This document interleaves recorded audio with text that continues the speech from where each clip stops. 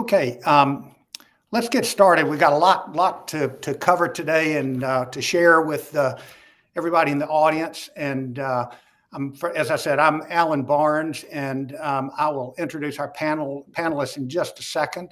But today, what we want to do is just share with you an innovative approach to loneliness that this panel has been involved in, but really more than anything, hoping that we come out of this with other ideas or with spurring this audience to create other ideas and how we address social isolation in senior living. And so I look forward to the conversation, and I'll now introduce our distinguished panelists. Alex Schewel is from Bickford Senior Living. She is the VP of Health Strategy and Outcomes. Stephanie Belfield is also with Bickford, and she's the Divisional Director of Resident Services. And Evan Shelton is the Innovation Officer at the Center for Applied Research in Dementia. And all three of these panelists have been involved in the pilot that we undertook when we started this movement called Project Love Meter. And so they have a lot of firsthand experience to share with us.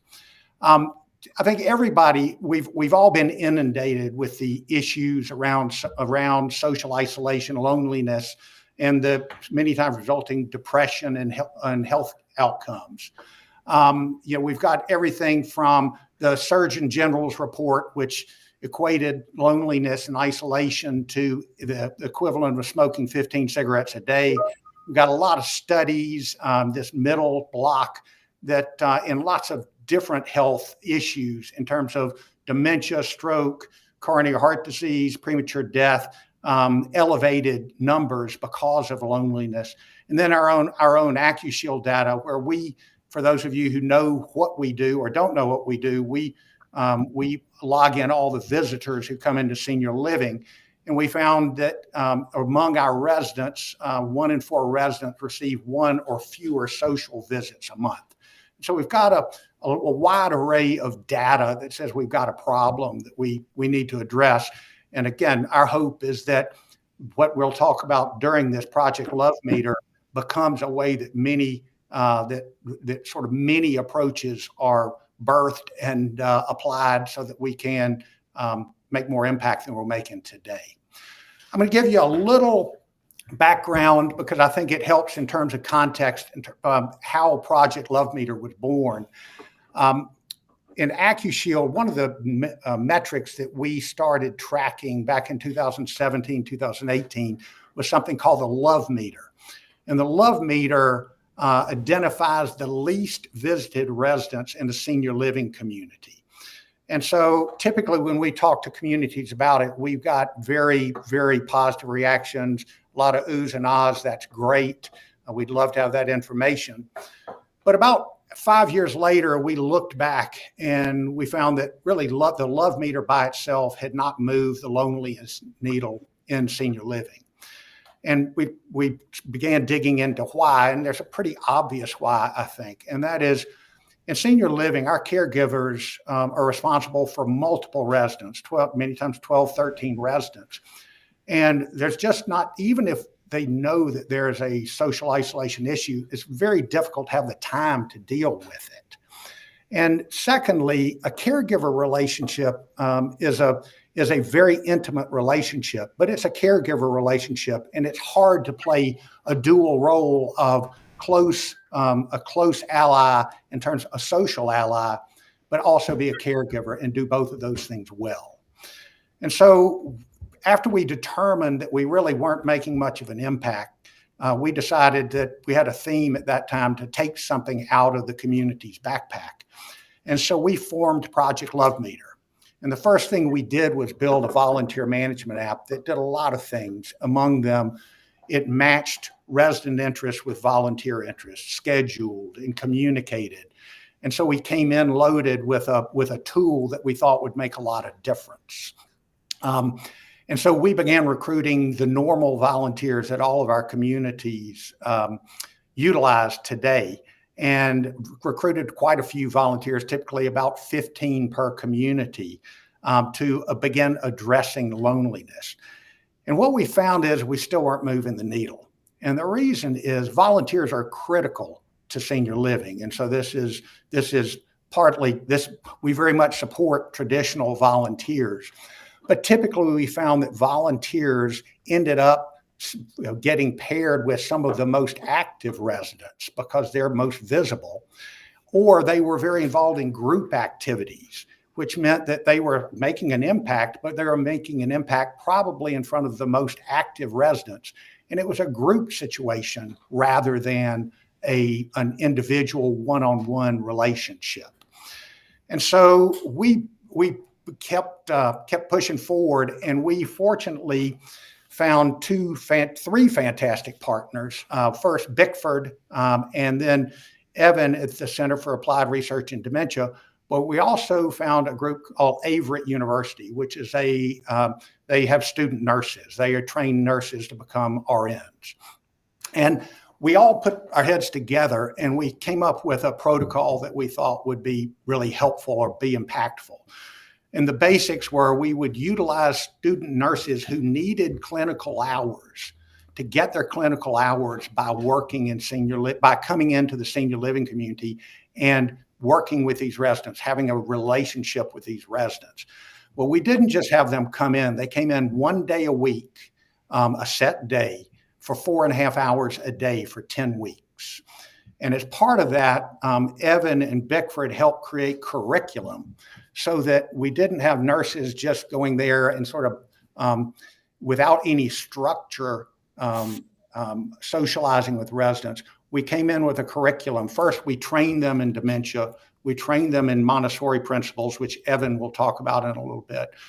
But we also gave them the tools to have interaction with the seniors, the self-isolating seniors. And we also did group activities as well. And then as part of that too, we brought in a PhD gerontologist to just assess what we were doing and to provide a report so we could learn from what we were doing well and what we weren't doing well.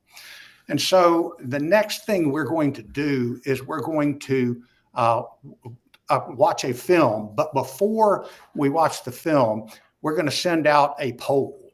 And the poll will basically ask, how well do you think you're equipped to manage social isolation in your community or your environment? And we'll share those results after the film. But the film is a 13-minute film that chronicles the first day that we came into the Bickford Senior Living, their Chesapeake community, and the final day for that nursing cohort, and just shows the transition and the growth and the amazing results, quite honestly, that we found from the interaction of the student nurses with not only the residents, but also with staff and family. So let's watch the film, and then we'll pick back up and get the panelists involved and throw out some questions to them.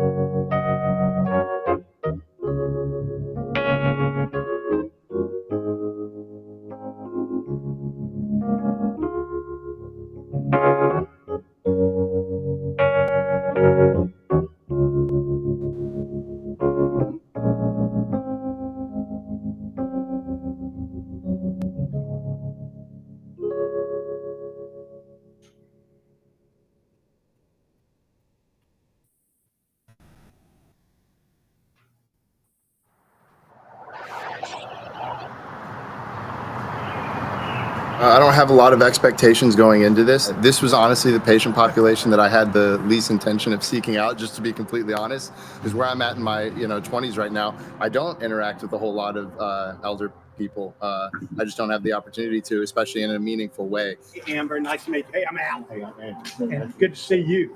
I guess anytime you meet someone new, it's going to be a little bit of nervousness, but I'm excited for it. I hope to bring some joy in their life, and I hope to get some wisdom from them. Come on in. So welcome to Bickford Senior Living, Bickford of Chesapeake. We appreciate you all being here. You guys are a part of a very important program. Bickford Senior Living has partnered with AccuShield and Center for Applied Research in Dementia, which is our Montessori program. This is all about loneliness, the lack of socialization for each one of our residents, just giving them that comfort and stability for those who may be a little more shy. We want you guys to be completely comfortable and vulnerable because they will be vulnerable with you. So how we pair you all with our residents, we know our residents, right? So we know what they like and how they move on a day-to-day basis. So we're going to pair you with like people. Again, thank you all for being here and participating in this sort of groundbreaking exercise that we're doing that we hope to be able to take out to the rest of senior living in our country. The kiosk that you saw when you came in takes a record of every visitor who comes in. And one of the things we found, we actually had one of our communities bring it up to us, was that we had a data point that was really interesting. And we call it the love meter. And the love meter gives us the data around visitation so we can identify the least visited residents. When you think about not getting visitation, that very many times leads to loneliness, which can lead to depression, which can lead to other health issues. So we started to combine our visitation data with engagement data from LifeLoop and CarePredict to create a more definitive measure of loneliness. And Project Love Meter is a movement that we want to create in senior living. And that movement says we want to bring in volunteers on a consistent basis to meet with residents individually and in groups and begin to really address loneliness. And so we fortunately partnered with Averett University and you guys and found that for nursing students, for students getting their RNs, you've got to have clinical hours. And some of those clinical hours, 45 in your case, can be spent visiting with senior living residents. And so every Monday, in your case, you're going to be coming in for 4.5 hours every Monday for 10 weeks. And that 10 weeks will allow you, it's not just an hour visitation, you'll be meeting probably with multiple residents, but developing relationships with seniors and meeting them where they are. So can somebody read what we're reading? What does that say? I've got the blues. Woo. I got the blues. The psych nurse practitioner will come in. We'll add meds on top of meds on top of meds, but we're not treating the problem. What do you think it means to have the blues? What do you think, Miss Karen? So loneliness for me is, the residents who they don't come to the activities. They smile and just politely, some of them say, no, thank you. I'm not interested. I'm not hungry, but you know that they didn't eat breakfast and it's lunchtime, or, they cling to a certain BFM. We call them Bickford family members. Christmas and holidays where everybody's getting a lot of cards. Maybe that resident doesn't get a lot of cards and they just kind of sit back and watch everybody else celebrate. How many residents are just sitting back and not saying anything, just silently suffering by themselves? That's loneliness for me, what I see on a day-to-day basis. She's not the same extrovert that she used to be, and she cannot do the things that she used to do. We've discovered how incredibly important loneliness is for our overall health, for our overall well-being, and for older adults, many of whom have lost people who are close to them. Their close relationships are changing. She was married to my dad for 60 years, and then he passed away suddenly after a stroke. And they got married when they were 18, but she lost her companion. She lost that person who lived life with her. I feel that the biggest way that loneliness is impacting my mom in her daily life is that she can be in a room full of people and not connect with them, and that didn't used to happen. One thing so important about addressing loneliness is finding meaningful social connection with that person, because then it's quality connection. to combat the loneliness, not just be around people. I'll be here next Monday. Okay. And I look forward to working with you. Do you like playing on checkers, anything? Cards? You like playing cards, I checkers? ain't play anything. You play chess? You like chess? I did used to like chess. Oh, okay, I ain't okay. played chess and God knows I couldn't find nobody. I ain't played chess and I don't know. I know it's hard. It's hard to find somebody to play. It's hard, yeah. I used to play all the time, but then I got to where I couldn't find anybody to play. I already know. I know how they go. Yes, sir. Not many people play. Connecting with the broader community, connecting with students, it can be very fulfilling. I just plan on just soaking in what I can soak in from him while I'm working with him. And I just hope to be, I'm just going to try to be there for a time and, just give him some joy in his life. When we're looking at loneliness, we're not making enough of a dent. And so what we also need to do is be open to new ways of bringing in volunteers and others to address the big issue we've got. So Project Love Meter is centered around a volunteer management app that does two primary things. It schedules and allows two-way communication between the volunteer and the community. And it matches the residents' interests with the volunteers' interests. Oh, okay, so now the truth coming How out. did you guys like it? How did you feel? How did it go? I don't know about you guys. I really enjoyed it. I could see her personality, like wanting to shine through. I love the way that they decorate the rooms because it kind of, all I had to do was look around. Mustangs, tell me about that. He worked at a dealership for 40 years. Wow. When I started asking more specific questions about Fords and different stuff, like you said, you can see that start to the personality, the person start to bleed through. I think my resident was, if I wouldn't have known prior to that she was staying in her room and self-isolating, I would have never known that from meeting her. She was like really friendly, was singing for me. Oh. You had told me like he was kind of like a ladies' man or whatever. And I'm like, man, he's 82 years old and he still knows how to talk like that.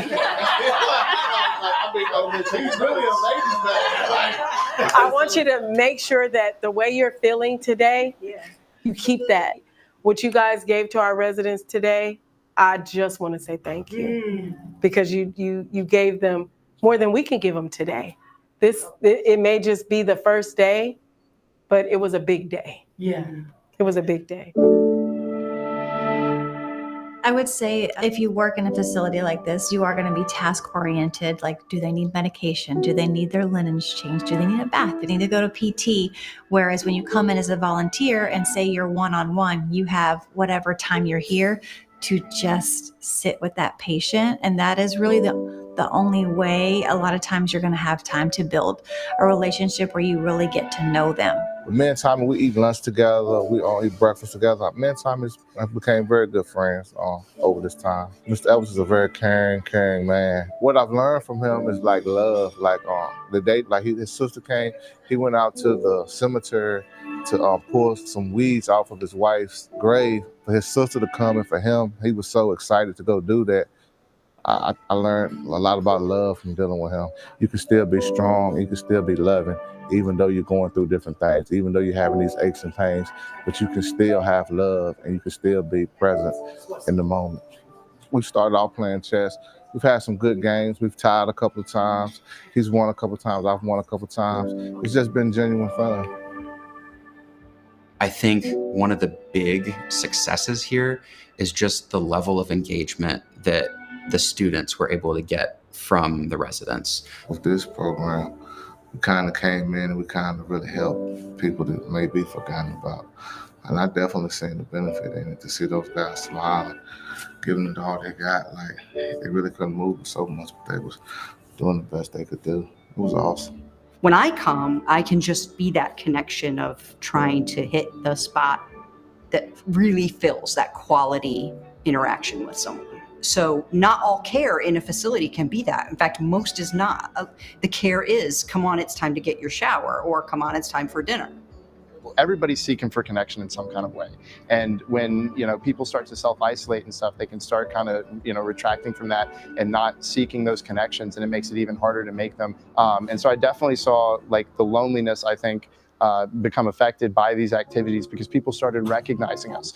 So from when we first came here to 3 months later now, there's been a huge difference in the way that we're able to interact with the residents because we have been building that relationship.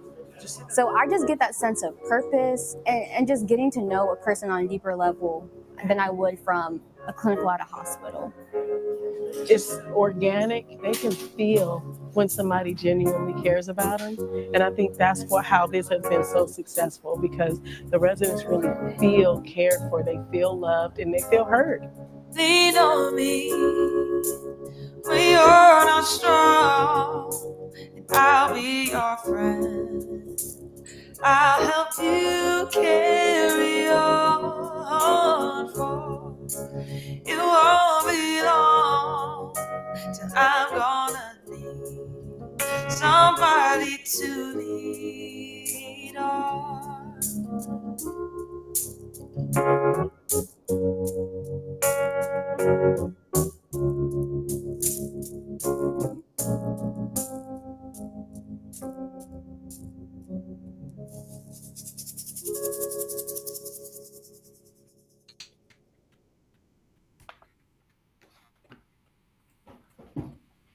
Okay.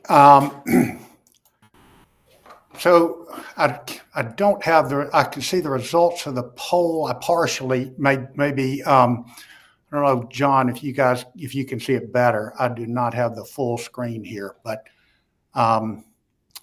looks like I can see that 68% of our communities feel like they handle social isolation well, which is fantastic because it's present everywhere we go, in every community.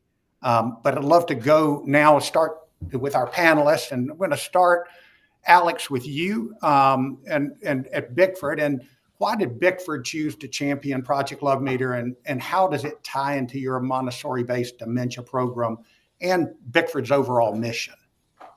Yeah, so we have a really robust health model at Bickford, and we've figured out through playbooks and processes how to make sure that we have all of like the clinical scorecard items and the kind of methodologies in place to reduce falls and hospitalizations and some of those other really important kind of very clinical focused items. But when we're thinking about how do we love and care for a senior or resident within our branches holistically, the solve that we hadn't quite figured out was how are we not only tackling loneliness, but how are we identifying individuals that might be experiencing loneliness?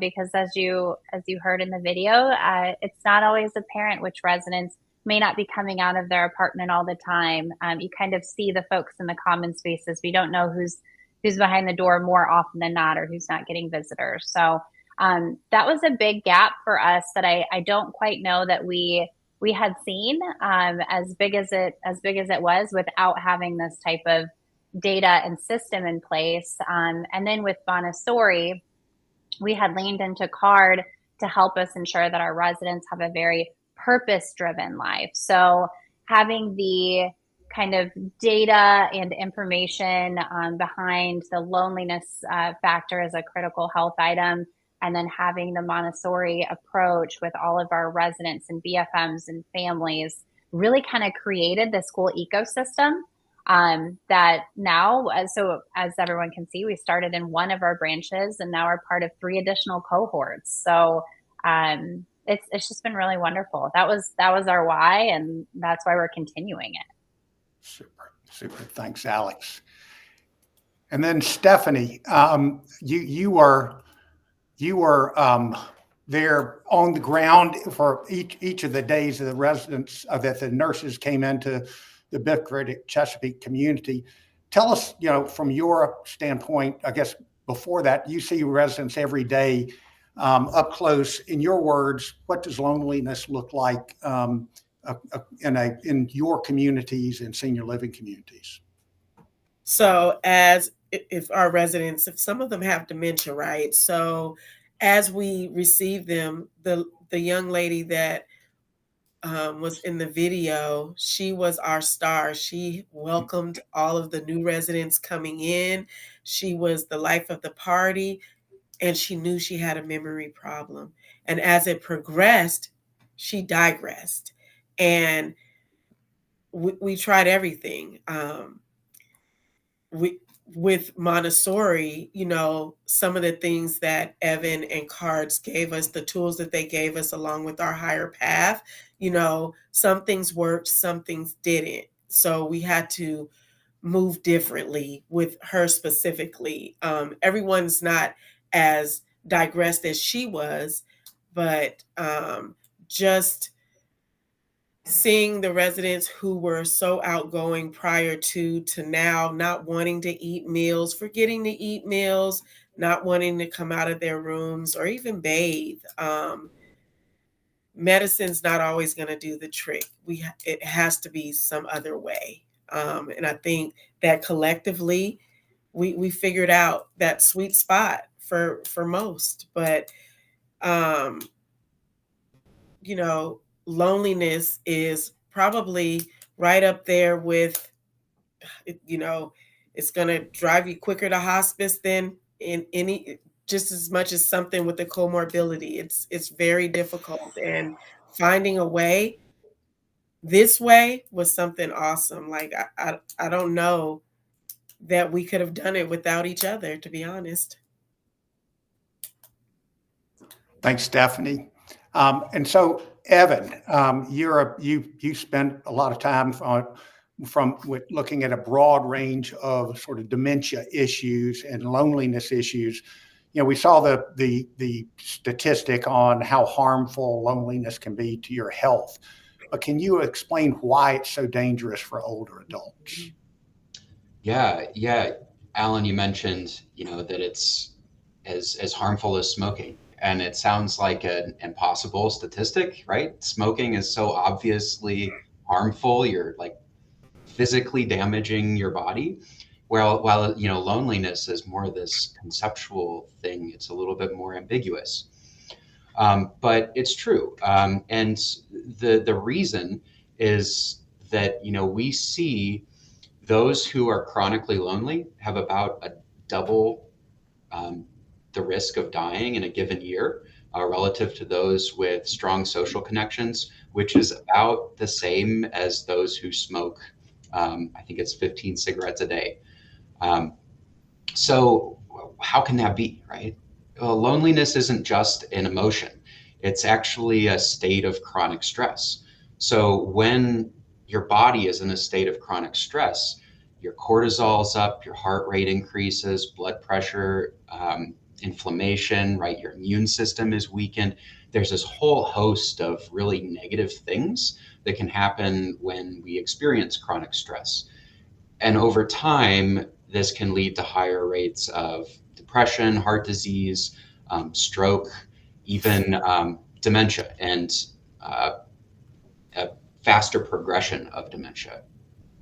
In turn, behaviors, oftentimes we'll see sleep worsen, poor eating habits, as I think a few of us have mentioned, and disengagement. So the social environment is just as critical as the clinical biomedical aspects. And I think Project Love Meter is really bringing the psychosocial pieces of aging and having dementia and highlighting the importance of those things beyond just the biomedical healthcare kinds of things we're used to looking at.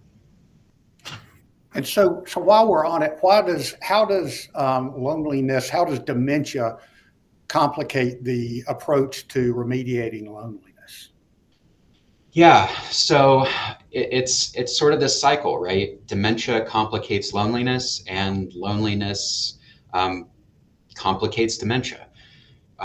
One of the things I think that's important to remember is that throughout our lives, we have these structures and systems that kind of support our social connections, whether it's work or school or hobbies or other things that we do in our community. But as dementia progresses, oftentimes we lose those social roles, right? Those opportunities to connect or contribute to sort of our sense of belonging.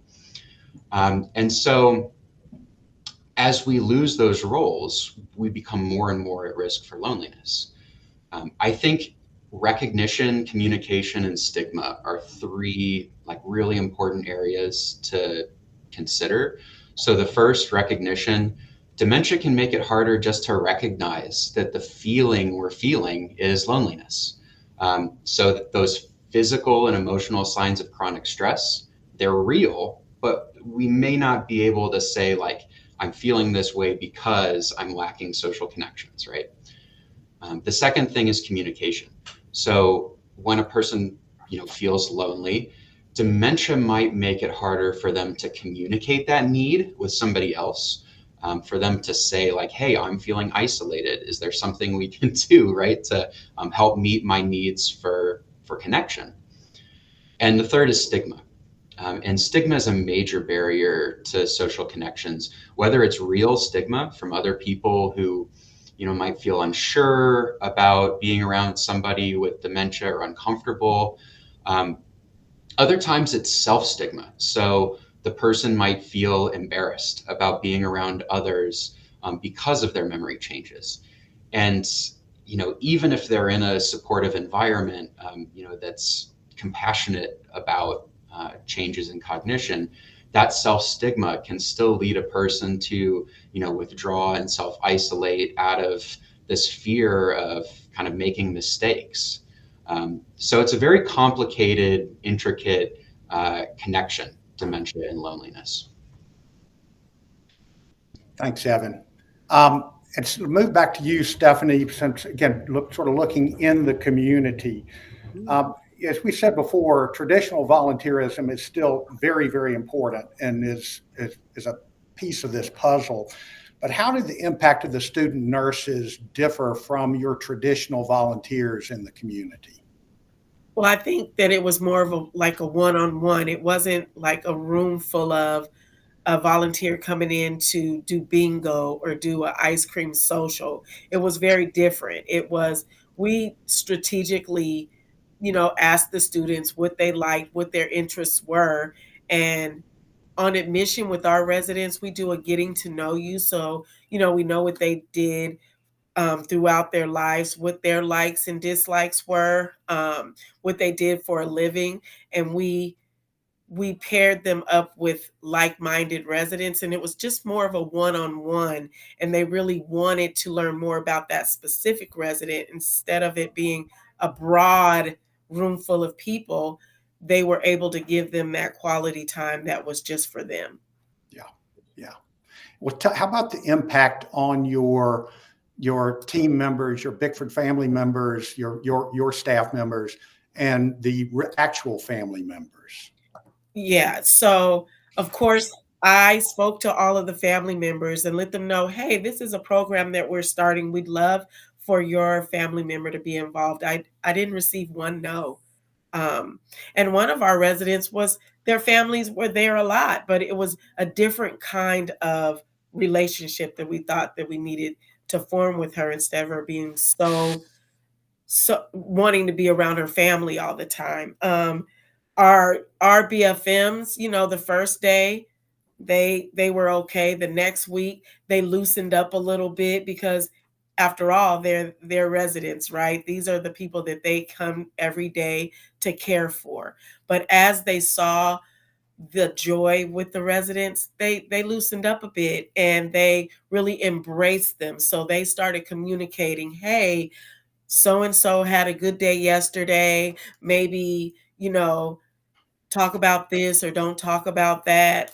They started communicating very well together and coming up with plans for the day for the residents that they were going to, be with for that day. So it turned into a really beautiful relationship. The families, as you saw in the video, her daughter couldn't have been more grateful. Her daughter was just, she still thanks me today.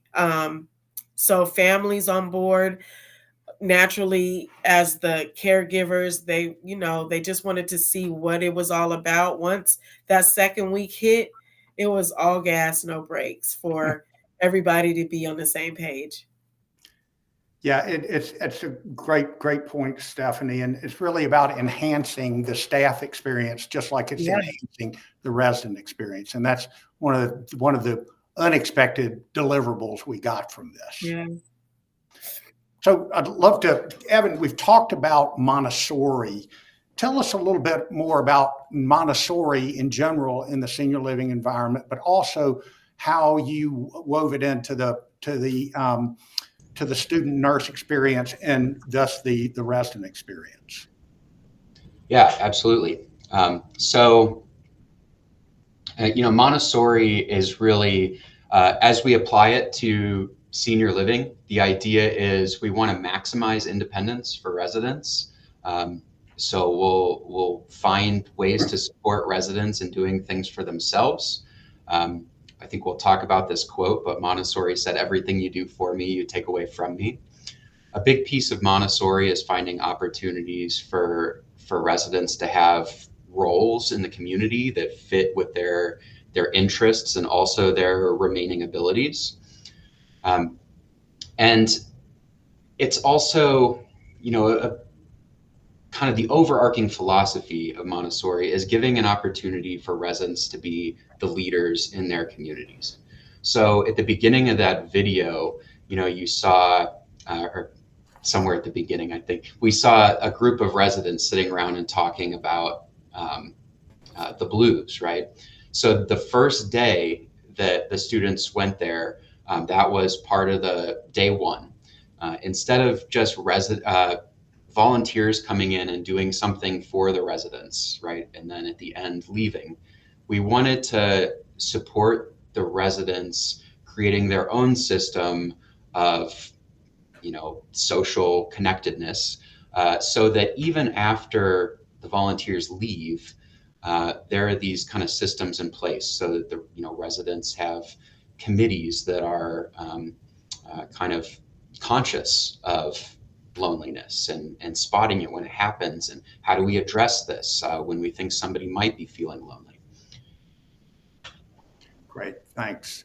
It was a great experience for me learning about Montessori. I've always thought about it as a pre-K sort of experience for children, and it was amazing to see it applied in the senior living environment really successfully, and there's a lot of dignity in it, I think, in terms of the way it's approached, because it says everybody is valuable and everybody has something to contribute. It's not just you take from me and I give nothing back. So it was really, again, the best word I can think of is dignity. It was great to see.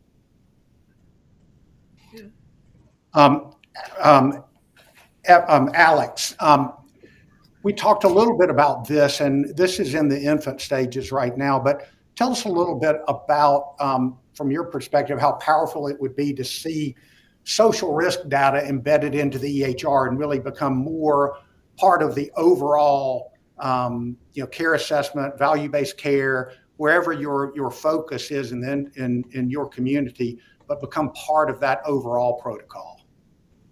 Great, yeah. So what I love about this is it's taking social risk data and making it actionable. I think many of us over the last even 10 years have heard study after study after study on how there's all of these different factors within a social model that contribute to clinical outcomes.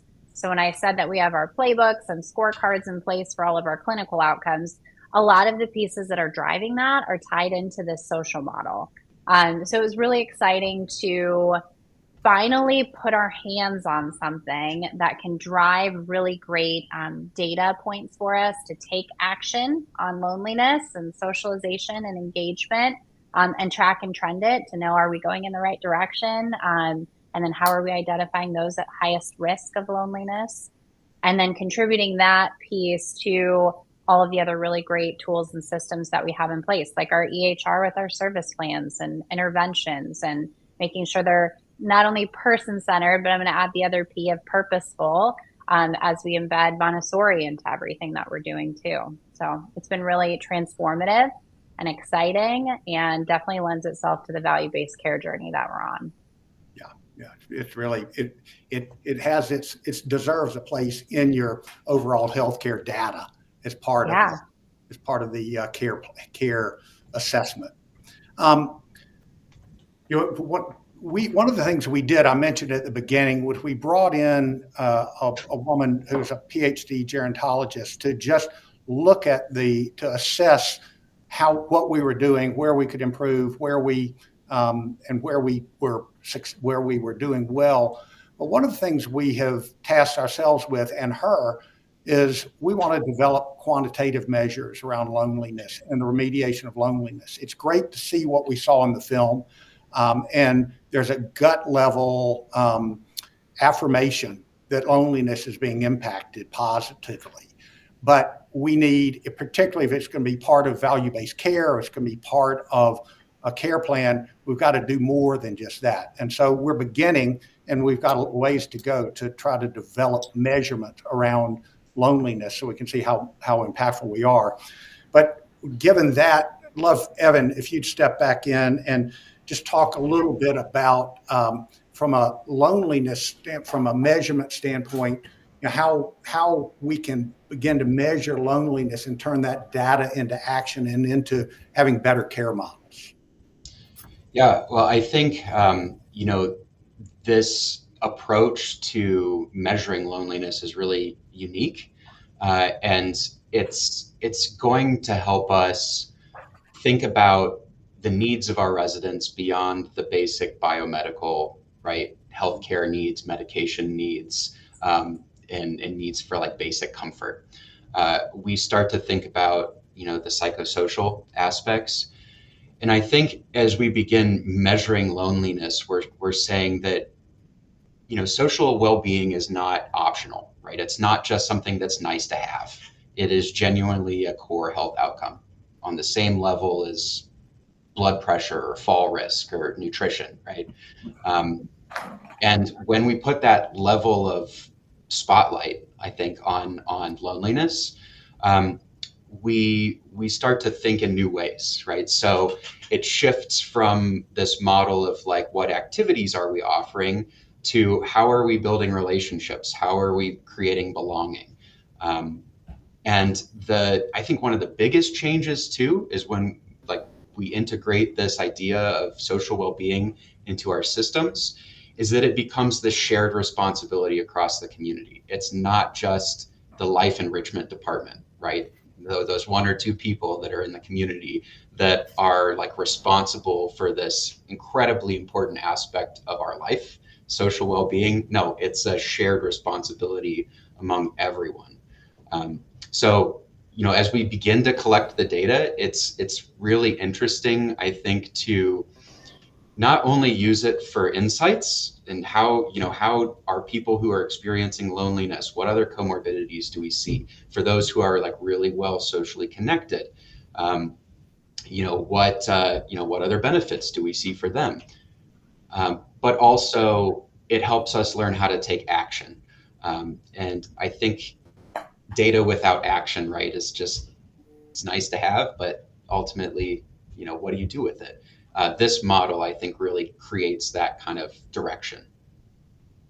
Great. One that I'd love for you, Evan, to share with us is talk a little bit about the curriculum that you've put together for this and what you're trying to achieve with the curriculum, and sort of the various types of curriculum that you provide. Yeah. So, initially we were thinking, what we don't want to do is have these volunteers come in for 10 weeks and, each one spend time with the resident and then leave, and everything kind of reverts right back to the way it was, right?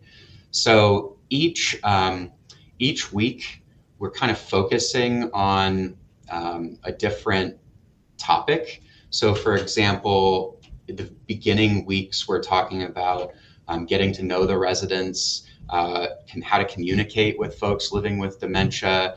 And then we kind of evolve into looking for remaining strengths. So we all know a lot about the deficits in dementia, short-term memory, language, ADLs, et cetera. But a lot of times we're not aware of what are the remaining abilities. So we talk about what are the remaining sensory, cognitive, social abilities. And then how can we take those remaining things and use them to help get them engaged in these purposeful social roles? So at the end of this whole endeavor, the goal was not just, for them to have a great experience with the volunteers. I think they did, but it was also to create systems that can help protect residents against loneliness even after the volunteers leave. Great. Thanks, Evan. Okay, Alex and Stephanie, just coming back to you, going as sort of a forward-looking, what does this look like for Bickford going forward in terms of becoming a regular part of Bickford communities, but for resident lives and community operations? How do you want it to impact, or how do you expect it to impact those aspects of your communities? I can go, Alex. I think that the things that Evan put in place, we still use. They're with the other two cohorts from our other branches. It is just an extension of. It's impacting our residents. It's impacting our BFMs. And for that matter, it's impacting us as a whole. We see our residents are thriving on a different level. They have jobs within the communities, and they're proud of those jobs that they have within the communities. And it's not of we want them to do it; they want to do it. So the impact has been great for our residents, and quite frankly, for the branch as a whole. Yeah, I'll add to that. As far as community operations go, and what we're anticipating with this, because we're still at the beginning of our journey. So what we're anticipating is that by embedding this type of system and processes and kind of cultural change in our health model and in our day-to-day interactions with residents, families, and BFMs, we're anticipating some really great outcomes that would lend itself to a thriving assisted living community.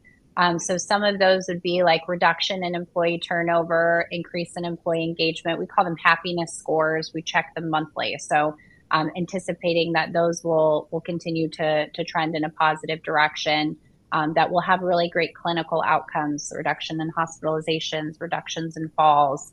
So we're tracking and trending those things. And then as we know, when you have all of those other key pieces in place and you're looking at a thriving business or thriving community, it would lend itself to really great business outcomes as well.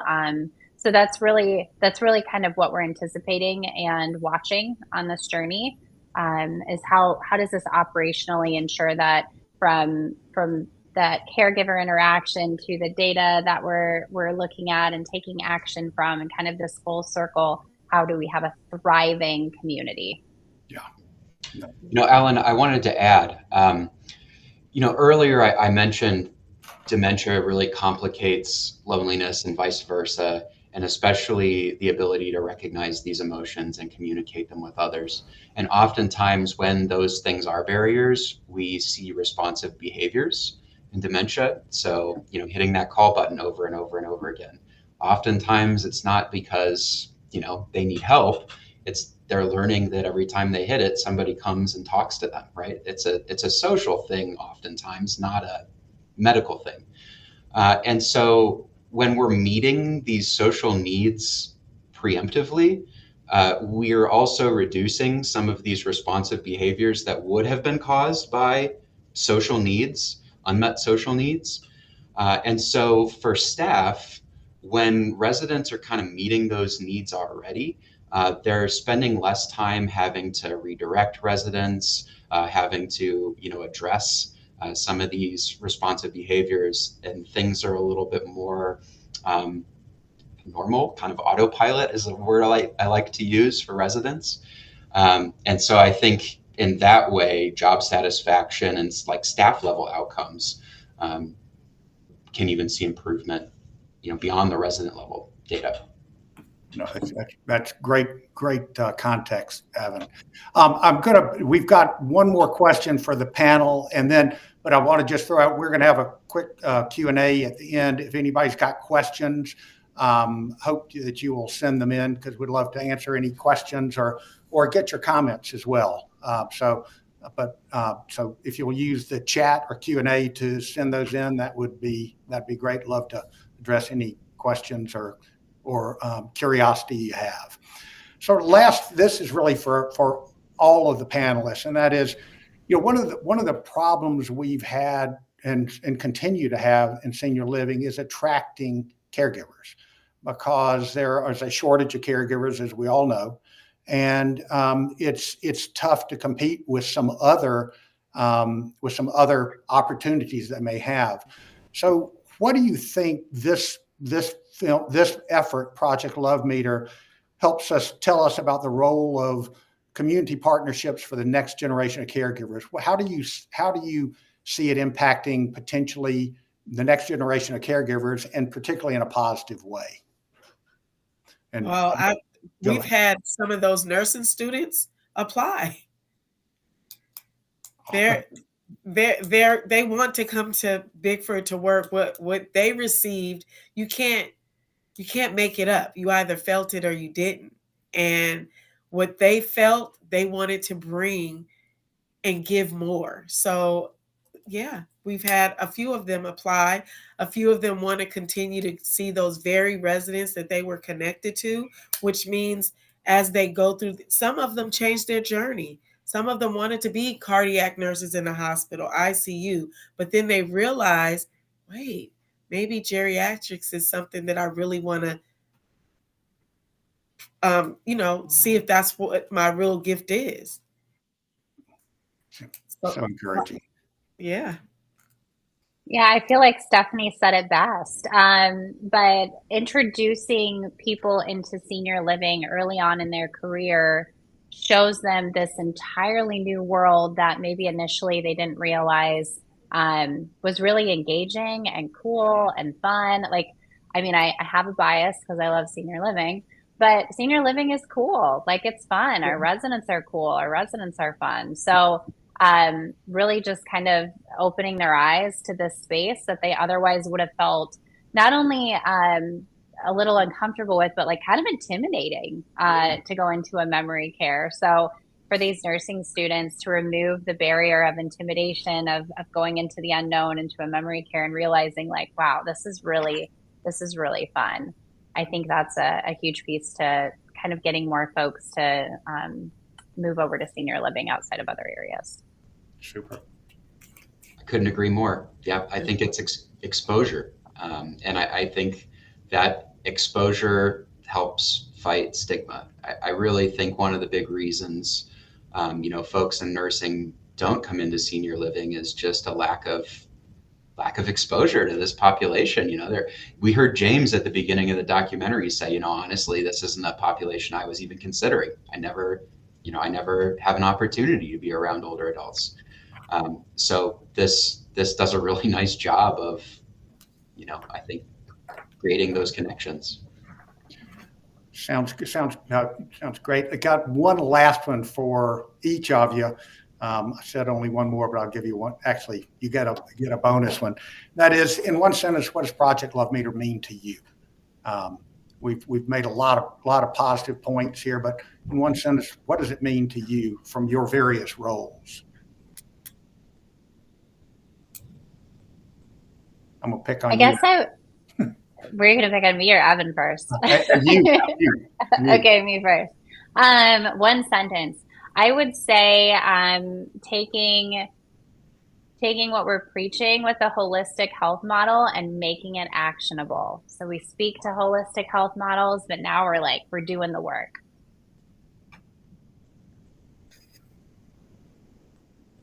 How about you, Stephanie?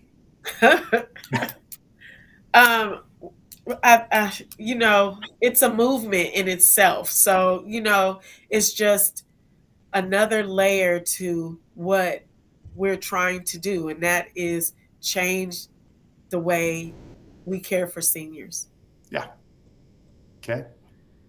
Yeah, I would say Project Love Meter is one powerful tool in this kind of broader initiative to create more human person-centered care that acknowledges the full person, not just the biological and the physical, but the social, the emotional, the psychological as well. Sounds good. I don't know if that was one sentence. That might have been. It's hard to put it in one sentence.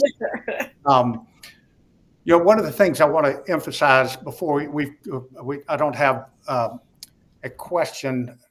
We've got one question here, which I'll try to answer in a minute. But one of the things I want to emphasize about this is Project Love Meter. We've shown you one way to attack loneliness that we're trying to get better at in each of these communities that we go into.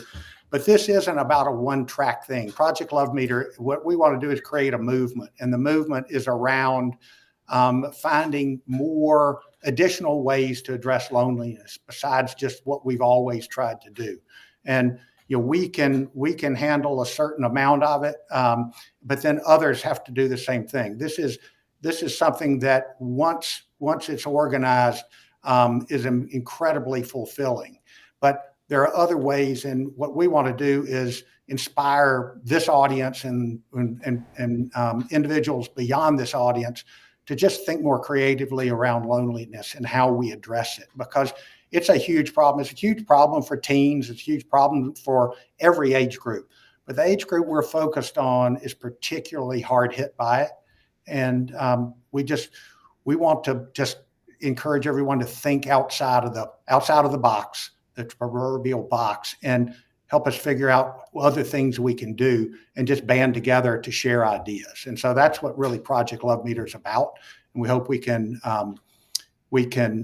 just team up with some of you and just get pretty aggressive about making a positive impact. We do have one question, and John asked about the results of the poll. For whatever reason, they didn't show up on my screen. I know we had 68% of our respondents say that their communities were equipped to handle social isolation either very well or well. So actually pretty positive there.